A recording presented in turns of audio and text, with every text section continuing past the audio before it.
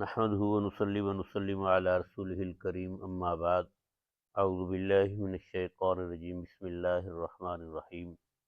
قل ان كانت لکم الدار الآخرۃ عند اللہ خالصۃ من دون الناس فتمنوا الموت ان کنتم صادقین ولن يتمنوه ابدا بما قدمت ایدیہم واللہ علیم بالظالمین۔ صدق اللہ مولانا العظیم وصدق رسولہ النبی الکریم الامین ونحن علی ذلک لمن الشاہدین والشاکرین والحمد للہ رب العالمین۔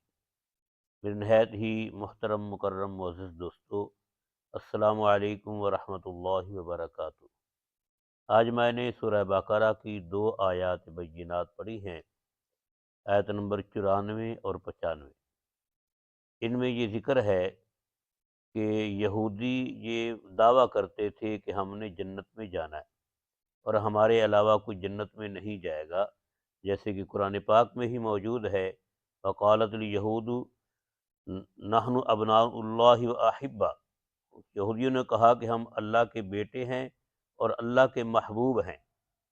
اور انہوں نے یہ دعویٰ کیا ہے کہ وَلَن يَدْخُلَ الْجَنَّةَ إِلَّا مَنْ كَانَ هُودًا، کہ جنت میں وہی جائے گا جو یہودی ہے۔ اللہ رب العزت نے قرآن پاک کی ان آیات کے اندر فرمایا کہ اگر تمہارا یہ دعویٰ ہے کہ ہم نے ہی جنت میں جانا ہے، ہمارے علاوہ کسی نے جنت میں نہیں جانا، ہم ہی جنت کے مستحق ہیں اور کوئی جنت میں جانے والا نہیں، تو آؤ پھر دنیا تو ہے ہی مصیبتوں کا گھر، پریشانیوں کا گھر، تم اس جنت کے لیے تمنا کرو اور جنت میں پہنچنے کے لیے جو ہے تم اس کے لیے تگ و دو کرو، ایسے کہ تم دعا کرو کہ تمہیں موت آ جائے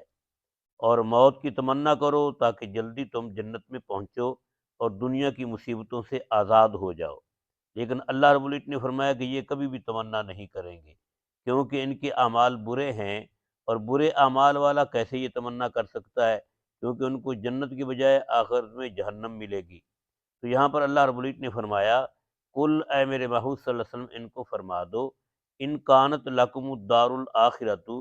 اگر ہے تمہارے لیے آخرت کا گھر، خالصۃ من دون الناس، خاص طور پر لکم الدار الآخرۃ عند اللہ، کہ اللہ کے ہاں خاص طور پر تمہارے لیے آخرت کا گھر ہے، خالصۃ من دون الناس، خاص طور پر تمہارے لیے لوگوں کے علاوہ، فتمنوا الموت، پھر موت کی تمنا کرو، ان کنتم صادقین، اگر تم اپنے دعوے میں سچے ہو، کہ اگر تمہارا یہ دعویٰ ہے کہ ہمارے علاوہ کوئی بھی جنت میں نہیں جائے گا، تو تم پھر موت کی تمنا کرو تاکہ موت تمہیں جلدی آئے اور تم جنت میں پہنچو۔ اس آیت کے تحت بعض علماء نے لکھا کہ ان کو مباہلہ کی دعوت دی گئی کہ آؤ ہم مسلمان بھی اور تم یہودی بھی آ کر میدان میں دعا کرتے ہیں کہ جو سچا ہے وہ کامیاب رہے گا، اس کو اللہ تعالیٰ زندگی دنیا میں دے گا، اور جو جھوٹا ہے ہم میں سے وہ مر جائے۔ تو انہوں نے اس بات پر مباہلہ نہیں کیا، ان کو پتہ تھا کہ ہم جھوٹے ہیں اور ہم نے مر جانا ہے، تو موت سے وہ ڈرتے تھے۔ پھر دوسرا یہ کہ اگر تمہارا یہ دعویٰ ہے کہ ہمارے علاوہ کوئی جنت میں نہیں جائے گا، تو پھر آؤ جنت میں پہنچنے کے لیے موت کی تمنا کرو، تمہیں موت آ جائے گی، تم جنت میں جلدی پہنچ جاؤ گے۔ تو اللہ رب العزت نے فرمایا کہ یہ جو ان کو چیلنج دیا گیا ہے کہ تم موت کی تمنا کرو تو تم جنت میں جلدی پہنچ جاؤ گے، تو پھر فرمایا وَلَن يَتَمَنَّوْهُ أَبَدًا، یہ موت کی کبھی بھی تمنا نہیں کریں گے۔ کیوں؟ بما قدمت ایدیہم، اس لیے کہ ان کے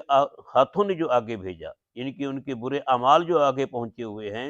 ان کو پتہ ہے کہ ہمیں ہماری بدعمالیوں کی سزا ملے گی، ہمیں ہمارے برے اعمال کا جو بدلہ ملے گا، تو اس لیے یہ موت کی کبھی بھی تمنا نہیں کریں گے۔ واللہ علیم بالظالمین، اور اللہ تعالیٰ ان ظالموں کو خوب جاننے والا ہے۔ ان کو پتہ تھا، کیونکہ یہ اللہ تعالیٰ رب العزت کا چیلنج ہے کہ اگر تم سچے ہو تو پھر موت کی تمنا کرو کہ تمہارے علاوہ کسی نے جنت میں نہیں جانا۔ تو یہ اللہ رب العزت کی طرف سے چیلنج تھا، ان کو پتہ تھا کہ اگر ہم یہ چیلنج قبول کریں گے تو ہمیں فوراً موت آ جائے گی، اور اللہ تعالیٰ ہمیں پھر سزا دیں گے، تو اس لیے انہوں نے یہ تمنا کی نہیں۔ تو یہ قرآن پاک کی ایک طرح کی پیشین گوئی ہے کہ اللہ رب العزت نے فرمایا کہ اگر تم سچے ہو تو تمنا کرو، تو انہوں نے تمنا نہیں کی۔ یہ قرآن پاک کی طرف سے پیشین گوئی تھی کہ وہ کریں گے بھی نہیں تمنا، کیونکہ ان کے اعمال برے ہیں۔ تو قرآن پاک کی پیشین گوئیوں میں سے یہ ایک پیشین گوئی ہے کہ انہوں نے پھر تمنا نہیں کی۔ اگر وہ نعوذ باللہ قرآن پاک کو جھوٹا ثابت کرنا چاہتے تو کہہ دیتے اس وقت کہ ہم تو تمنا کر رہے ہیں، ہمیں موت نہیں آ رہی، لیکن انہوں نے تمنا نہیں کی تھی موت کی، آرزو موت کی نہیں کی، کیونکہ ان کو پتہ تھا کہ اگر ہم آرزو کریں گے تو اللہ تعالیٰ یہ فرما رہے ہمیں موت آ جائے گی۔ بہرحال ان کا یہ دعویٰ جو تھا یہ جھوٹا تھا، اور قرآن پاک نے ان کے اس دعوے کو جھوٹا کر دکھایا کہ جو تمہارا جو یہ دعویٰ ہے کہ ہمارے علاوہ کوئی جنت میں نہیں جائے گا، تو تم اپنے دعوے میں جھوٹے ہو۔ اللہ رب العزت ہمیں قرآنی تعلیمات اور نبی پاک صلی اللہ علیہ وسلم کی سنت کے مطابق اپنی زندگی گزارنے کی توفیق نصیب فرمائے، آمین۔